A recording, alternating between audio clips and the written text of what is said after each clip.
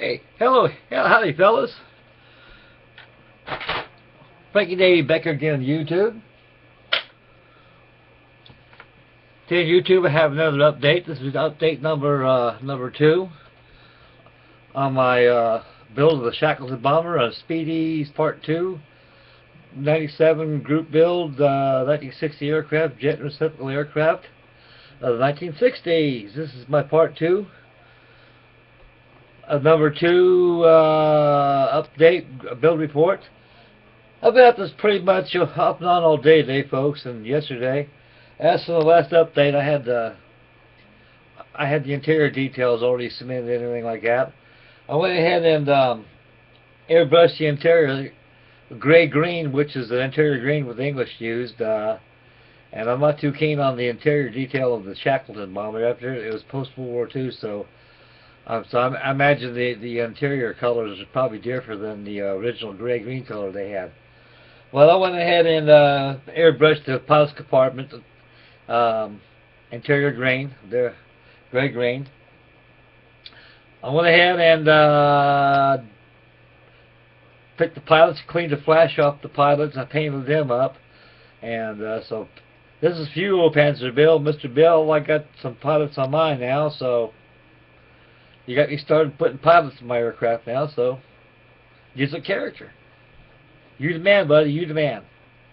Okay, back to the Shackleton, and so far from the update, folks, I went ahead and after let the interior details dry, I went and painted the interior green, and I got the fuselage together. The fuselage kind of gave me kind of a bit of a problem, folks. It's somehow there's a little bit of fit issues between the sub Bombay floor that mates on both sides of the fuselage. I had to clean up some locating flash inside the fuselage for the subflooring to be able to fit flush inside the fuselage halves. And once that problem was achieved, it went together like a glove. This is actually cemented together using ACC glue, and it's pretty strong. And the fit of parts is satisfactory. I'm between A and between 1 and 10. I'll give you about a 3 on this. It has a little bit of gaps here and there, though, but I'm following up a while ago, and using a small jeweler's file, I clean up the joints to make sure I level as much as I can. I can use a limited enough filler. So evidently, this beast does need a lot of filler, folks. I can see that right now. And so far, I'll bring it in a little bit. Zoom in, fellas. And as you can see, I got the pilot's paint. I get a little close to this webcam about getting out of focus. I got goggles on and everything, and a seat belt. The pilots in this kit is very, very, very sparse, fellas. It's left to desire, but I went ahead and used the kit's pilots, and they're there. So once they put the cockpit screen on top of it like that, the canopy on like that, they'll enhance it pretty much. And as made in the fuselage, there's a little bit of a gap across here, which you can see on the line here. I got to be able to file that to it smooth. And once I get that, I'll apply the filler. And once the filler dries, I'll go ahead and sand the whole entire aircraft down and get rid of these nasty rivets, because these rivets, they're well overdone. I mean, Rosie the Riveter, she had a wonderful day producing this kit. And all those rivets, I mean, I kid you not, folks, you can just think of like a file or a rasp or something, but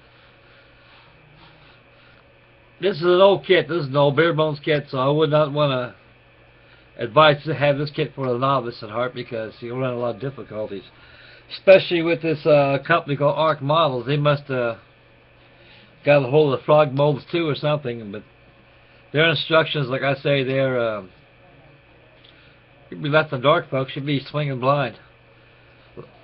And anybody ever purchased this kit don't know nothing about the paint schedule of the aircraft, something like that in general, they'd be totally lost, you know. No paint schedule on them. But anyway, back to the Shackleton here.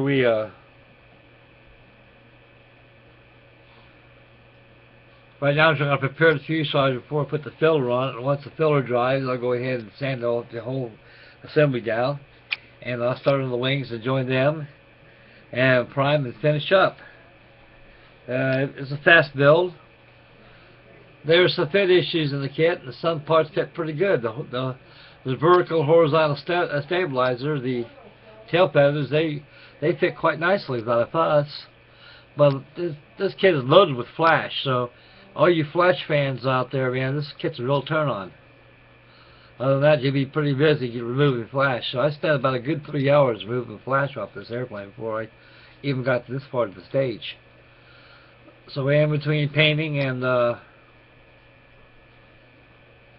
putting the subassembly together, starting the fuselage and the tail feathers, I spent about a good couple days on it so far. I got a lot more to go, so after the video I'll go ahead and smooth up them seams and fill them in with my filler of choice, and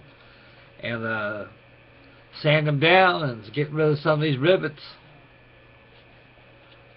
I mean, this airplane is loaded with rivets, and it's a very nice airplane when it's finished. Although the kit is pretty prehistoric, it's a box of bones, but we put a lot of time into it though, and try to fix things and correct things as go along. It's a pretty enjoyable build. So anyway, fellas, right there, that terminates my part 2 update build report on Speedy197's group build 1960 aircraft. And I have another builds of the past coming up. My humblest apologies not posting the builds of the past. I've been out there busy Christmas shopping, getting little things here and there, get things squared away so everybody don't miss out for Christmas. So anyway, so I got that all done. I'm pretty well free, so I can go ahead and pay my undivided attention to my Shackleton and post another video up. So I should have an update video tomorrow on the process of the filling of the fuselage, and I'll bring out some other sub-assemblies. I'll throw that on the other camera, and I'm toying with the idea about go ahead and start editing different frames of my videos. That way I can have a more constructive video than just jawing away and showing pictures. But so anyway, so next year is going to be a video improvement for my builds, and so that's much food for thought right there for the new year resolution. Anyway, the Shackleton, this kit here is a pretty good kit, folks. I don't know how many manufacturers got their hands on this kit, though, but it sure shows us wear and tear with all that flash on there. That's a lot of work. So anyway, folks, it's time for you to get up right here, and I'd like to thank everybody for tuning in, and God bless, and please have a very wonderful Christmas for my family, to your family, and to all you great fellows out there. And I hope Mrs. Claus or Santa gives you a Christmas tree and a stash full of plastic, and that'd be a very wonderful Christmas. So I'm getting my share of styrene right now. So anyway, so stay tuned for 2 great colossal builds coming up on the first of the year.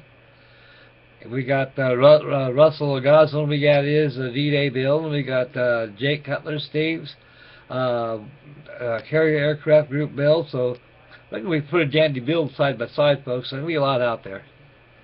And of course, got more builds coming up. I got my USS Arizona build coming up too, and so I'll probably be closing down the aviation build just for this model, and go ahead and finish up my get my Arizona going, and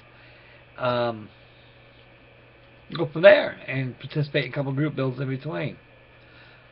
So that'd be that. I'd like to thank everybody again one more time for tuning in, and may God bless, and please subscribe, and get crazy glue in your fingers, take nail polish, you're free. So Frankie Day signing off right here, boys. Y'all take care, may God bless. We'll catch you on the next video. Bye, boys.